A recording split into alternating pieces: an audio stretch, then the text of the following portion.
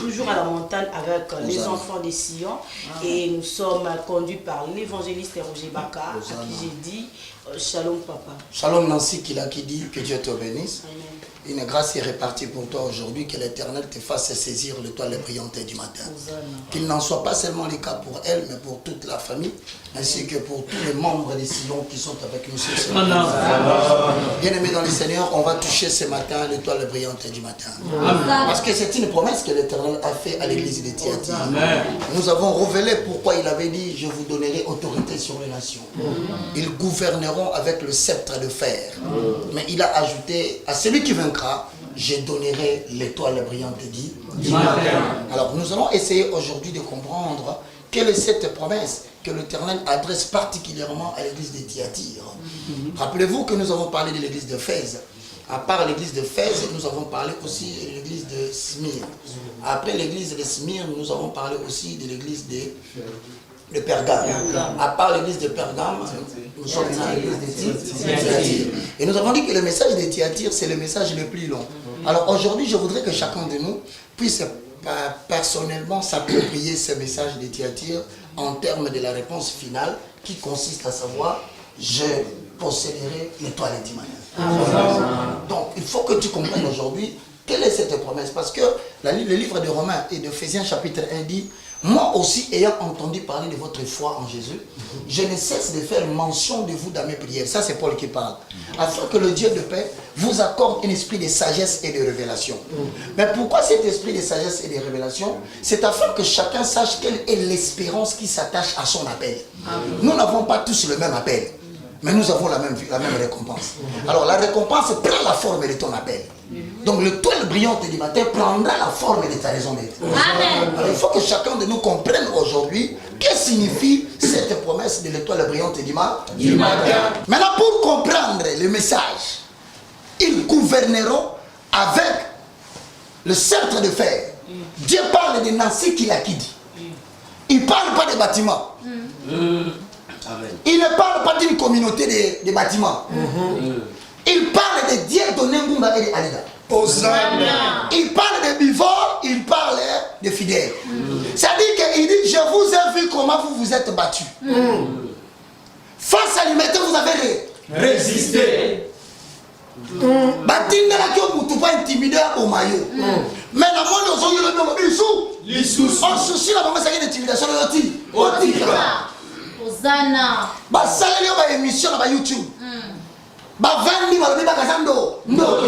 Ba salir réputation na yo. Na ba to bazako linga yo ba kabani katika. Misu ba bengi Dieu donné, misu ba bengi Nancy. Bon lobi ni loko ba kazala kando. Ndoki. Na non so aussi. On supportait. Titre à Kabakata. Baka dévoilé.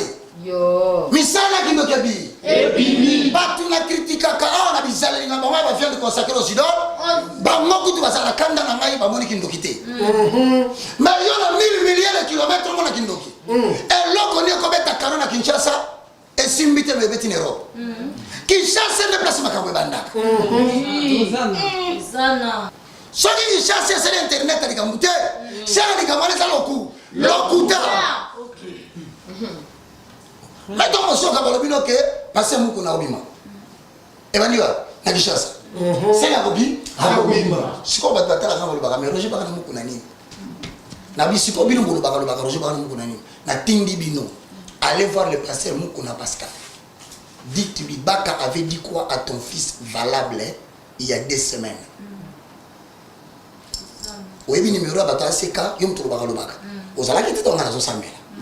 Mais lorsque j'ai prié, j'ai fini, Dieu donné. Une semaine avant l'émission. Oui, c'est un pasteur Mukuna Aobima. Nabengaki nani? Nabengaki valable. Mwana na ye ayi. Propre. Propre. Il ne peut maintenir la vie. Voilà ce que j'ai vu. Procès au salam prochainement. Et au salam, ton père va sortir. Mais il y a une recommandation dans ce pays. Nous avons mis ça au tuyau. Il y a mis ça papa dans son cabinet. À ça, il y a un mois qui chasse à Diabima. Qu'est-ce que nous avons dans la prophète? Bon, nous avons besoin de demander. Nous avons dans la prophète, c'est Mazomon. C'est qu'il y a ça prophète. Dieu donné. Nous avons béni quelques jours. Nous avons béni Dieu donné. Nous avons été vital le cas. Caméra. Nous avons écouté ça la Réunion. mais nous avons dit Abi. Abimi. Azar. Hôpital. Nous avons la prison. Nous n'avons pas le bagaté. Allô, d'accord. Et puis je vous annonce, tempête des Oya. Oh, Jésus. Je vous dis, pour la première fois, les autorités politiques vont voir Dieu dans Miss.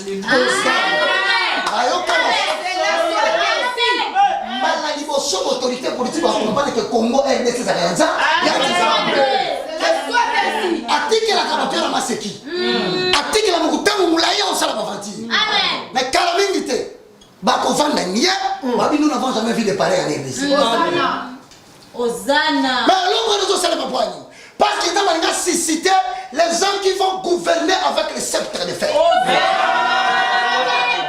Alors pour te comprendre ce qu'il y a des abyssaux. Comprenez que ils gouverneront ne veut pas dire que Dieu demande l'autorisation des gens. Il n'a pas besoin de votre consentement. Non, non. Oh non, une république démocratique. Non, non. Nous avons une démocratie pour le bagana. Et ça, on a même dans la salle. Bon, c'est la sikoyo. Bon, c'est la sikoyo. Alléluia. Alléluia. Merci Seigneur. Bon, tu as un mot démocratique. Mais tu vas vendre dans le vent, c'est bon, Amen. mais bon, il va y avoir des ça va mettre la circonstance. Voilà. Il y a des circonstances qui vont provoquer pour les commander. Amen. Ça, c'est Dieu lui-même. Amen. C'est mon politicien, moi la politicien, on est quoi politicien à jour en démission. Amen. Gloire à Jésus. Merci beaucoup, valable. Très reconnaissant. 21 heures, téléphone est sonné. Papa Roger, tu as un menace à Yassou. Hosanna. Hosanna.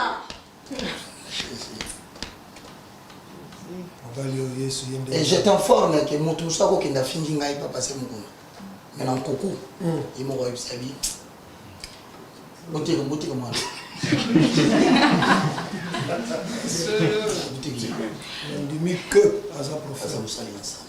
Bon, papa, tu n'as pas comme ça été metté. Moi, je n'ai pas été metté. La prison, monsieur papa, à lobby. Prochainement, quand on samba, il y a lobby.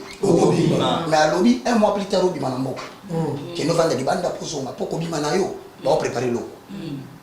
Et ce que moi, mon papa dit, c'est que bon, c'est dimanche, nous sommes bien lancés. Oh là, quelle église! Ben Nazoya, n'a pas si trésor n'a pas été. Yo faut ça n'a pas pembe. Papa Pepe. ah, Hosanna. Mais papa. Tu n'as pas dit que tu vas au Kangaka. Tu n'as pas dit que libérali. Si quoi incrédulité ani. Yanni. Hosanna. Alléluia. Ba pasteur ba sepe la kiao. Ba mususu ba boyi ba baluke li passer mukuna. Misu ba koma ki preba longo la communauté na bango elongo la konta aseka. Oui. Zo na ebisa ki bino na Nancy ki la kidi. Otuninga motuna. Olobi na pasteur. Qu'est-ce que tu dis au sujet du pasteur mukuna? Qu'est-ce que tu dis au sujet de Vital Kamerhe? Na répondre. Na bi batuana. On a fait il y a 1 Corinthiens chapitre 3 verset 12 à 13. Exact. Mais ce qui va ça ensemble, comment on va répondre? Amen. Hosanna. Il faut ça l'actualité. Ah. T'es yote. Yezo mais ça va te bager kuna ole bonga na sa prophète. On a sa prophète. Est-ce qu'on a sa prophète? On a sa prophète. Mais ma prophétie est obi. Et Jobima. On va même montrer comment on sala so sala. Hosanna. Amen. Mais comment? Nous allons gouverner avec le sceptre de fer. Amen. C'est quoi comment la caïna yo moi. Ngai ka ko ngai. Oyebi ba tu combien de fêtes car ba mona ki na émission nanga. Batindi maloba. Papa. Boye bisaye ye penza ko vana nazo baloko la ba. Tina banda ko peso conseil. Ayeti na nazo na yo pe ko bi baba. Loba na ye. Et loko yo fallait ngana so pa na yo ya protection. Na zo yango te. Mikakata na mikakata bando ya ko sutuka. Na mwana mbalo so bana sa nzambete. Prière gana to banda ke kala ya ko mbaka ka amina. Na mwana ba de mwana lupango lisusu. Ozadia. Pongi na zona na suba na musinga te na le. Badi papa moko bulana kola bebe. On l'a dit. Sikoyo, toko ta phase ya suka. Voilà. Ils gouverneront avec les sceptres de fer. Na bino kondia famille na bino soke na maboko mutoyo. Na bino boko mona bo avant bo kata dikamba famille na mbongo na efedi. Bali kondi ba obima. Kongo soke na maboko ba tuanzambi. Amen.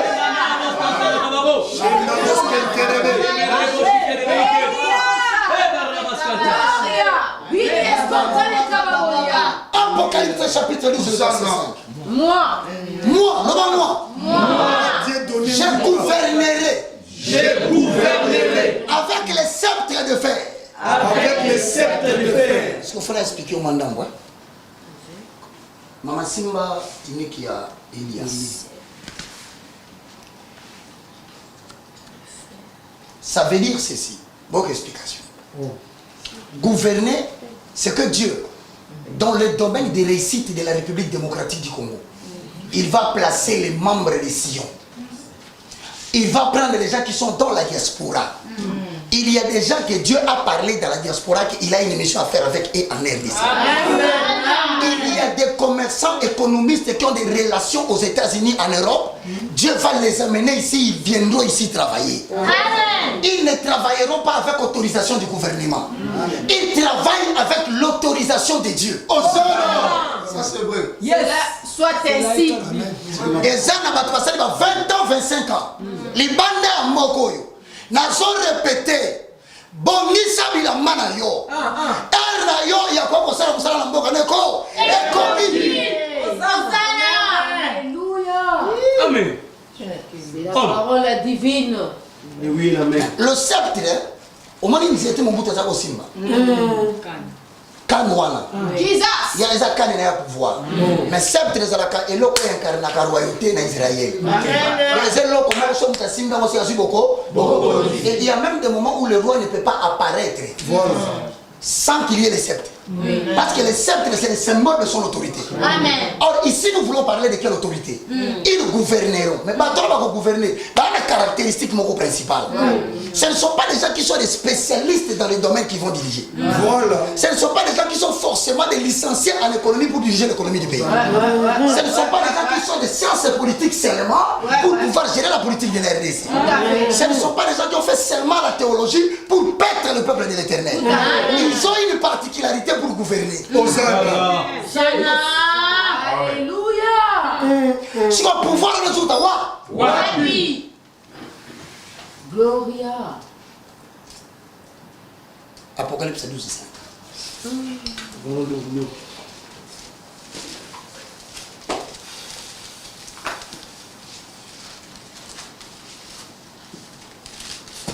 Apocalypse 12 combien? 5. On appelle ça qui référence. Ah, on appelle Apocalypse combien? 12 5. 9 na 15. Ok, toi t'en as 12, 5. Apocalypse 12 5. Elle. Elle enfanta un fils qui doit paître toutes les nations avec une verge de fer. Les sous les sous. Moi, si. Moi, À paître toutes les nations avec une verge de fer. à côté Mouissa. Voilà. Amen. Bingumba. Bamboka. Voilà. Bikolo. Bikolo. Voilà. Mais à autant nous avons nani. Nalingende. Yali bende. Si moi si wana ne l'ecclésia. Moi si wana Paul alobi Je vous dis que ce mystère est grand. Quand la femme représente l'église, bon, si la femme représente l'église, qui est-ce qu'on appelle les fils? Ce sont les gens que l'église a suscités. Les gens de Romains 19. Oh, les gens de Romains 19 doivent avoir un grand frère. Le premier de la création. Jésus-Christ est là. C'est là où vous comprenez ma vie. Ils l'ont vaincu. À cause du sang de... Or, le sang dont on parle, c'est le sang de l'accouchement.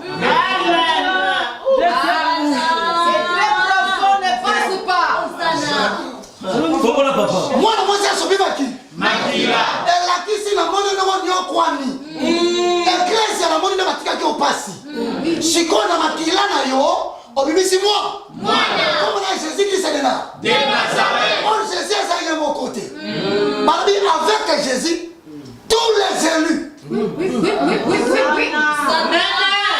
Donc, non seulement l'église est comme ça, le colère avec l'église est au Congo. Sion à côté de moi. Dans la vie, Sion à côté de moi. Catholique naissait. Kimbangisme naissait. Maïkari naissait. Franc-maçonnerie naissait. Décideur de Moka, Azam Diassi, il y a Sion.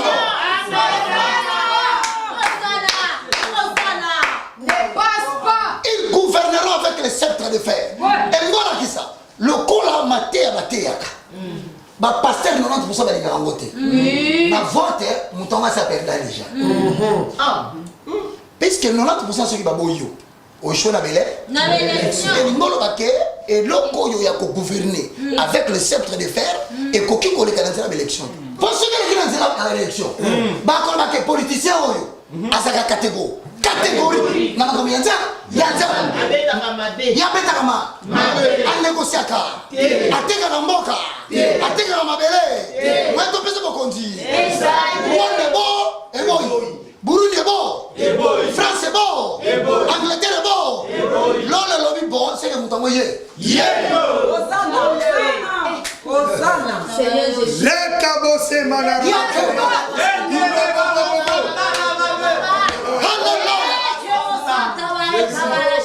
Ne passe pas. On concorde dans le domaine politique, la volonté à tout. Na nombre ya baricho bavoisa bakena katubai. Osana. Ozo kota non pas par la volonté de Dieu.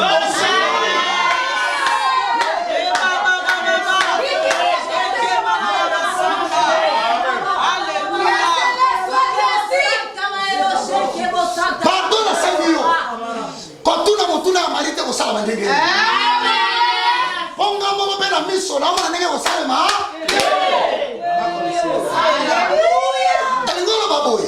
Na famille la bino tant bazo tala penda bato bakotonga bana ko tiba famille iyo na ba critère ya bongo toza ate kutoli batia yo mutu moka ko luba kaka za mais mais c'est son luba merci tu gouverneras avec le sceptre de fer et c'est un officier supérieur chez batali kolona yo moto Équateur nana kondima pesa yo poste stratégique mais zambo yo tambola kanaye alabina yebisa yo lelo kotuna te soki kolega na vote batu bakozala contre batia yo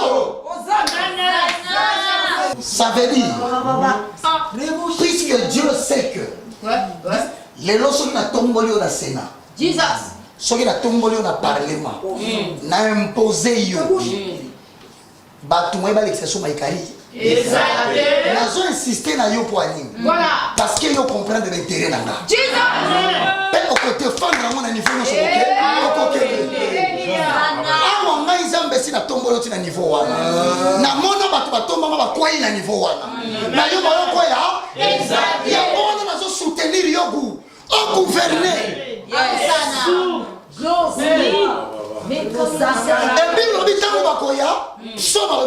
puisqu'il connaît mon nom, il m'invoquera. Je l'ai délivré. Et moi l'Éternel, je l'ai délivré.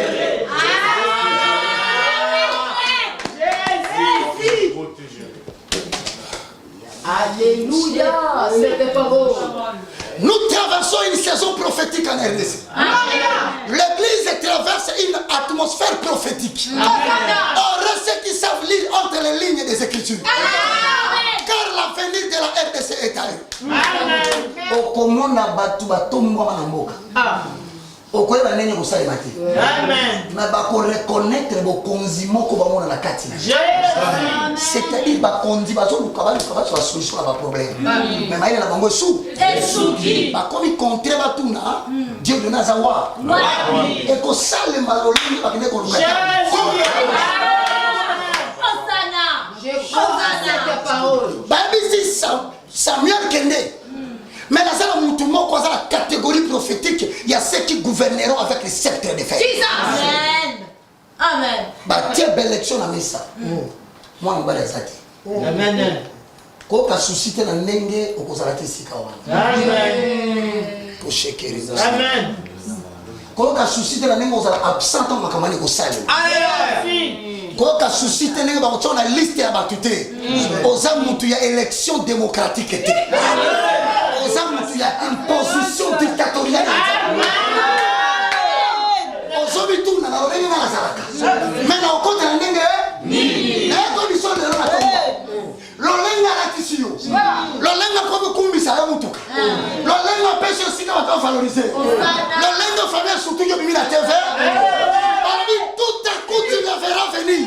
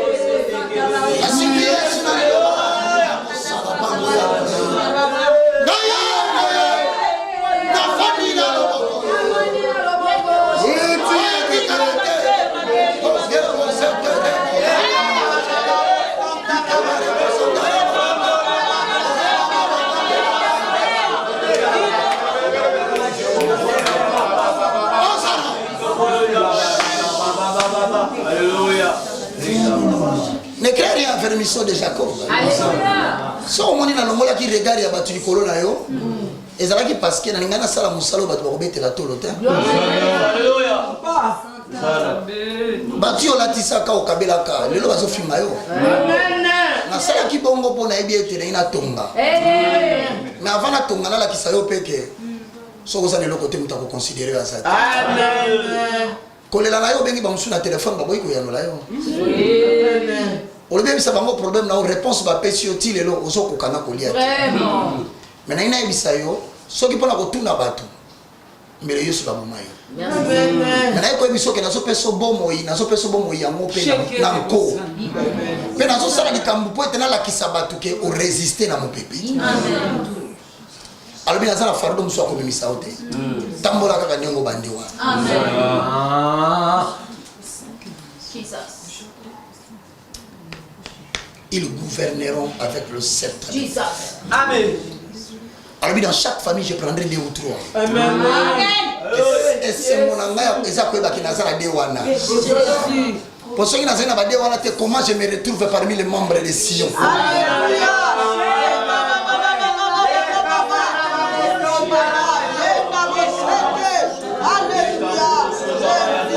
Yaya, na lobi no komi tundi sa telo na famille za ko panzana.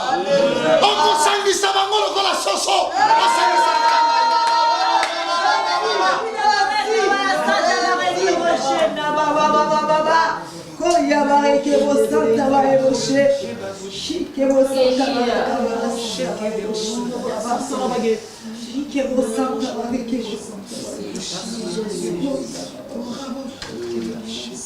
Namoni lolongo zola na pasi na kolela. Namoni lolongo bengi batu nyonso po bakata likamuna o mutazo ngokota ngwazati. Tokola mwana masi mokanana azangi nzembo akoyemba. Pona nini tango zo expliquer bango likambo bino to yalo bina 10h. Tokolobela ngolo bina 11h mais tilelo mutu moka telemi alobela ngwazati. Okomi to mitu na siko likamuna yeko suka ndenge nini.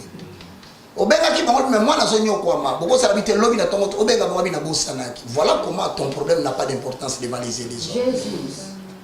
Mais maintenant moi l'Éternel, je suis le maître de chaque saison. J'ai décidé pour les autorités politiques. Vous avez assez longtemps opprimé le peuple de la République démocratique. Moi, l'Éternel, je vais descendre. Et quand je descendrai, je choisirai parmi mon peuple ceux qui ont résisté à la viande consacrée aux idoles. Na famille na ko sunga yo parce que batios bandi basi malamo bakisi. Amen. Parce que le kola yo boya na yo nzambo biso to sambelaka okomona makambo okomona. Amen. Na komona na nino lelite. Ya kokufela bana okufeli. Seigneur. Ya kobelisa bana na butu fièvre mati. Okomina kotuna so nzamba so kiso soni to nini likambo ozomona. Na monga moko satale kiti na makanisi na zo bisa yo. Yo yebaka nzamba ko répondre yo te. Yo moko po fando lo bile. Na sala nanga emble nzamba ngwa sala kati. Ya ya. Soki lo bili kamba sala ka. Alléluia. Alléluia. Nalobi na yo lembaki encore un peu de temps. Pardon, zongi sa patience lisusu. Pardon. Na sengi na onabi kolembi. Atanu ngoyaki na tongo lelo yeka kapona koya. Pe ozaki na moloba bakaso lobi sinzambo binzambe to salo nini sala ka koyo lingi. So pour répondre te ndeko na ngai. Ayoka ki maloba na. Alors est-ce que zo mona na zo ba pour lo baté? Ou bien parce qu'il na zo répondre na mikakata na yote. Oyo ibite que tant nyonso babele la kanga na pesa ka solution na mutina tinda kana on liloba. Car dans leur détresse, il criait à l'Éternel. Mais il n'envoya pas la solution, il envoya sa parole. Et sa parole ce matin te dit, tu gouverneras avec le sceptre de fer.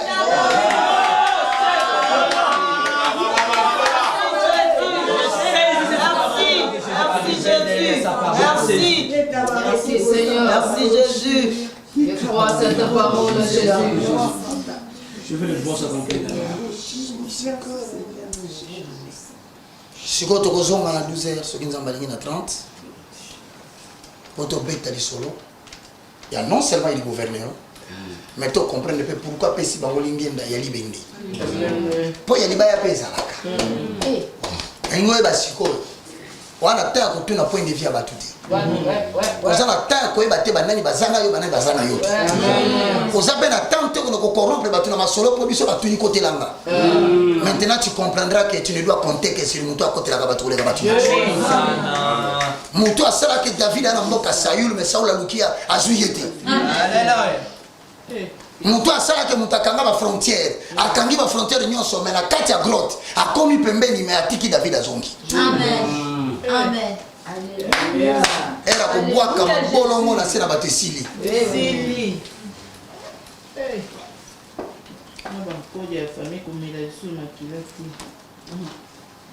Ils gouverneront avec le sceptre de fer. Alors on a bengio molimo to esprit weza na sima prophétie. Amen. Na sengyo siko yako la tanzoto. Bien bana. Tolobi na nord ya RDC, na sud na est na ouest. Voilà. Ngai baka le moindre de tous les serviteurs. En collaboration avec les saints de Sion. To tomboli ba rido mto kamangwa zate. Tolobi mu pepe sikoyo.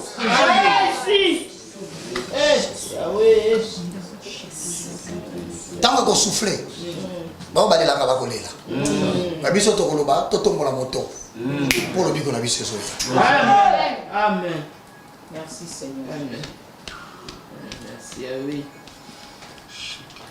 Ensemble nous disons Hosanna 3 fois. Hosanna, Hosanna, Hosanna. Sion, est-ce que tu peux acclamer pour le roi?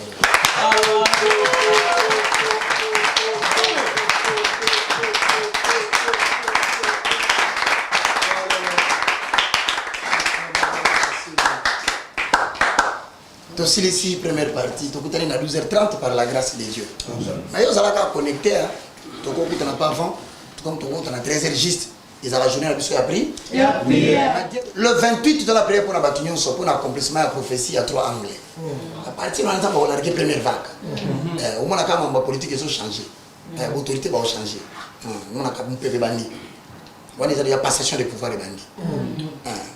Si on a aussi l'autorité, c'est la nation, on a un bateau azaki vendeur na boutique. Boko surtout comme propriétaire magasin. Amen. Amen. Na ina bisa mutu nyonso azaki pembeni lo moito ngwama. Ezaki délai préparatoire. Bon mama sikoyo yo mozo koma na studio na yo. Mate ko tu na tenenga matériel ko ya. Amen. Amen. Hosanna! Hosanna! Hosanna! Santa! Yo so mona teke baka ko bina chef. Et ça la mindenge jusqu'à présent on va se quoi.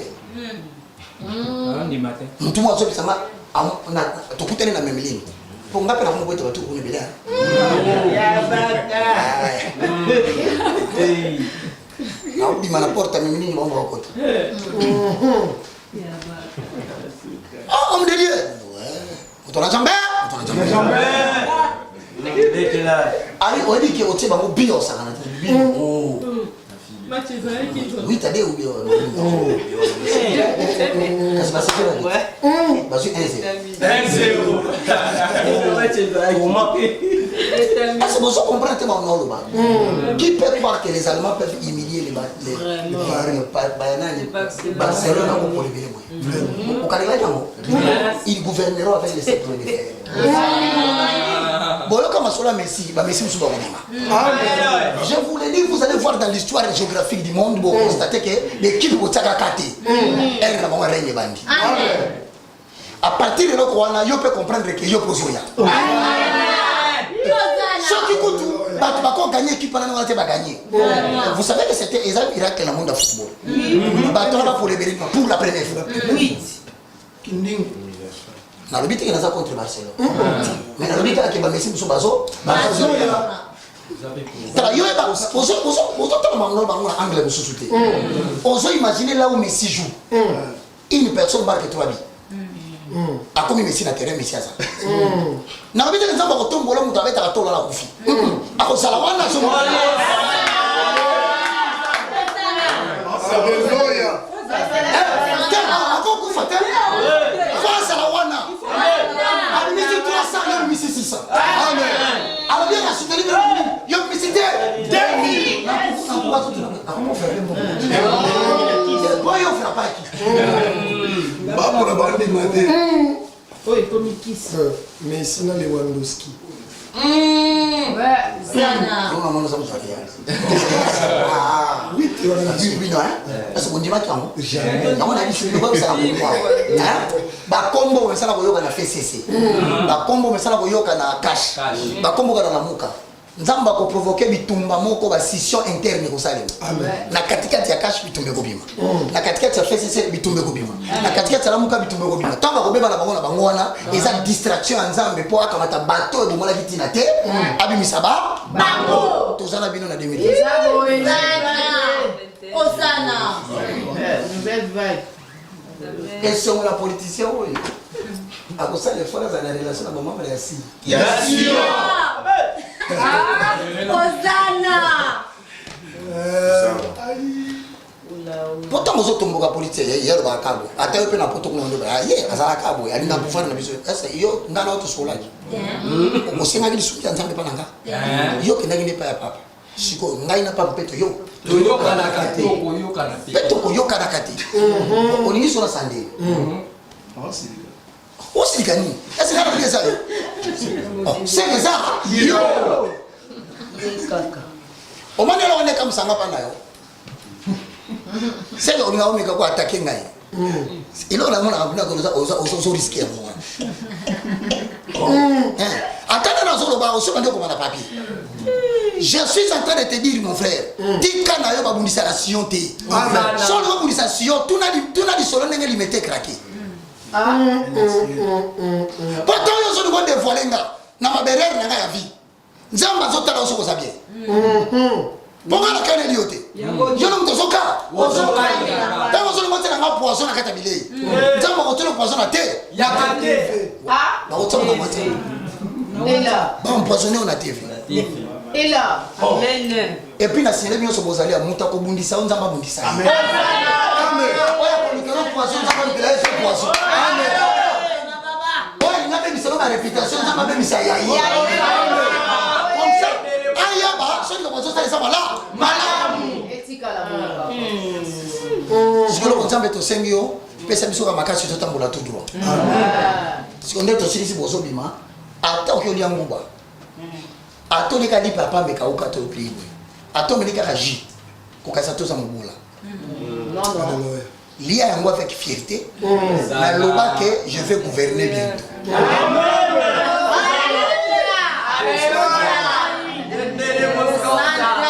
Neti ngai. Nako ko abandonner baninga na ngai pauvreté te. Baninga to nyoko bakina bona tamanza. Nga to komisinga mukonzi. Nazana souvenir monene envers biscuit quick. Oh, on a quatre bureaux qui achetez-moi des biscuits. Oui. Sans oublier Coca. Sans oublier le coca qui ne remplit pas le verre. Autant on a soit biscuit qui connaît la 10 dans les bons corps. Souvenir et pourquoi les autres. Amen. Maman a canné place na 22 ans gori anza. Yanzambe. Côté kaka lo sauter à boulay.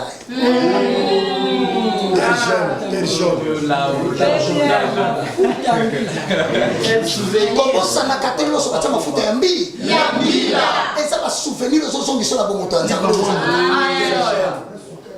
Non, c'est assis. Il y a secret. T'es yoté. On a commencé à passer. On change l'alimentation brusquement. Chou na chou. Mami de.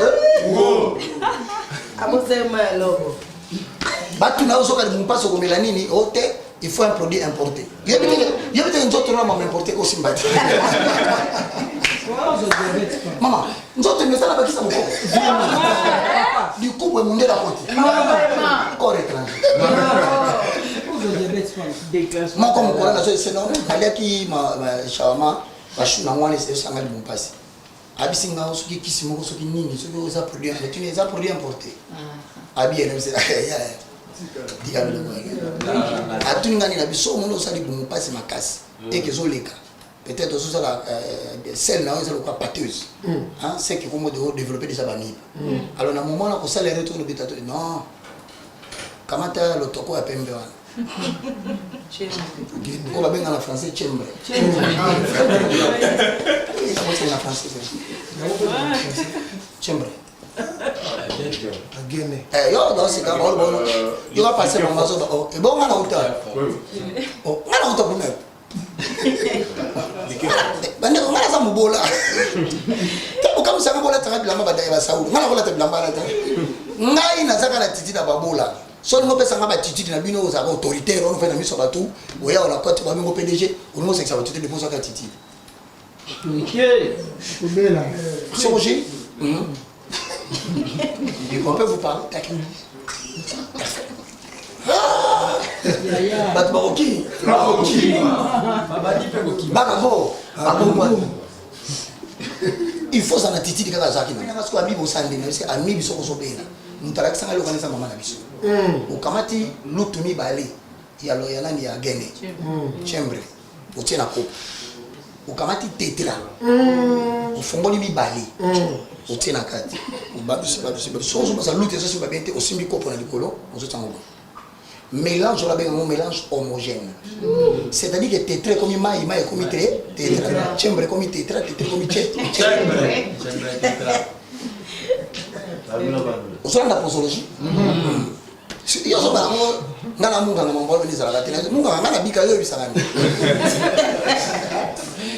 surtout au côté toilette au côté toilette après comment anis comment ça le passe.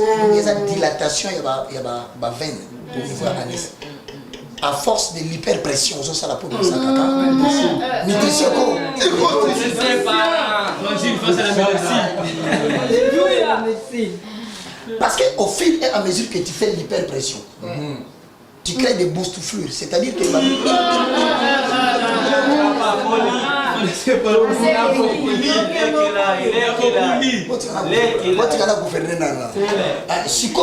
l'hyperpression, c'est-à-dire que moi je suis obligé à t'amapéma.